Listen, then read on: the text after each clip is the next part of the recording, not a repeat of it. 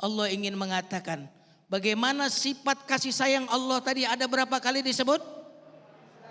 3 kali. Ghafiriz dzam, qabilit taub, dzit taul. Tapi keras siksaannya berapa kali disebut? Kira-kira 3 lawan 1 menangan mana? Makanya Allah mengatakan rahmatku mengalahkan murkaku. Tema tausiah kita hari ini tentang besarnya ampunan Allah. Dan yang menarik di dalam Al-Quran, ampunan itu seringkali dikaitkan dengan kasih sayang.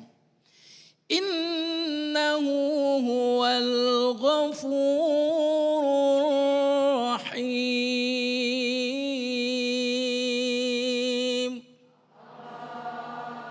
Sesungguhnya Dia Allah Maha Pengampun, Maha Kenapa disebutkan dengan Ar-Rahim?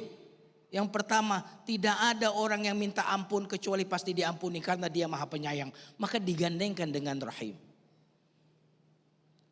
Yang kedua, kenapa digandeng dengan Ar-Rahim? Allah ingin mengatakan kepada kita semuanya bahwa aku mengampuni bukan karena kewajiban.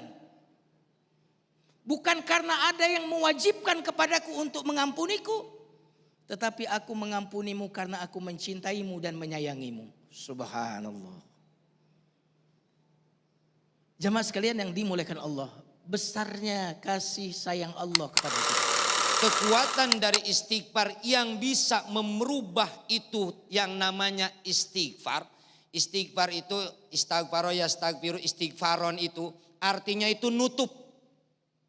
Menutup dari dosa-dosa yang kita lakukan kalau pertama sadar diri bahwa yang dia lakukan itu dosa. Yang kedua, dia itu pun tidak ada niatan buat balik lagi.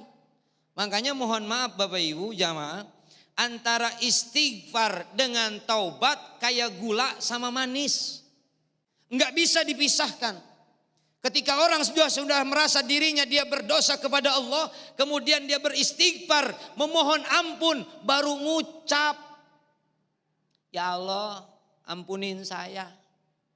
Tapi kalau dia enggak berubah daripada perbuatan dosa yang dia pernah lakukan, maka itu taubatnya, mohon maaf, maka istighfarnya cuma jadi sebuah dzikir. Istighfar ketika kita berbuat dosa, boleh kita baca astagfirullah. Yang kedua, istighfar pun kita boleh baca ketika kita menemukan sesuatu yang enggak kita sukai. Suami tiba-tiba bikin kesel, astagfirullahaladzim, gitu kayak gitu ya? Gitu ya? Iya Allah, gitu ya? Ya enggak? Zikir. Kekuatan istighfar, kata Allah dalam surat At-Tahrim nih, kalau kita sering beristighfar, memohon ampun kepada Allah, kita menyadari daripada perbuatan dosa yang pernah kita lakukan, taubat disebutnya kata Kiai tadi, maka tidak mungkin Allah akan mengazab kepada orang yang memohon ampun kepada Allah.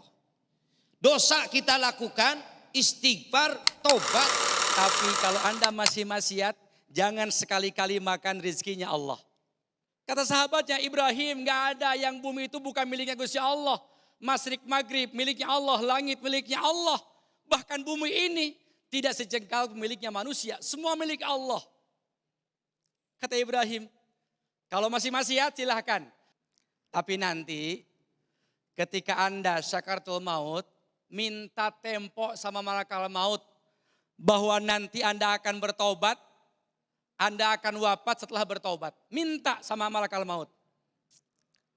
Kata sahabatnya, Ibrahim bagaimana mungkin dia mau menerima protes yang kami ajukan. Sementara ajal sudah Allah pastikan. Tidak mungkin dia mampu menerima protes yang kami ajukan. Ketika sudah datang ajalnya, Allah sudah ambil nyawaku hari itu, jam itu, waktu itu. Aku tidak bisa protes kehadiran malaikat maut. Jangankan memprotes kedatangan malaikat maut. Tanda-tanda kematian datang kepada kami. Aku tidak bisa memprotes kehadirannya. Tapi ibu-ibu don't worry. Jangan khawatir. Allah Subhanahu wa taala dalam surah Al-Jumar, Allah firmankan a'udzubillahi minasyaitonirrajim. Bismillahirrahmanirrahim. Qul ya ibadiyalladzina asrafu ala anfusihim la taqnatu mir rahmatillah.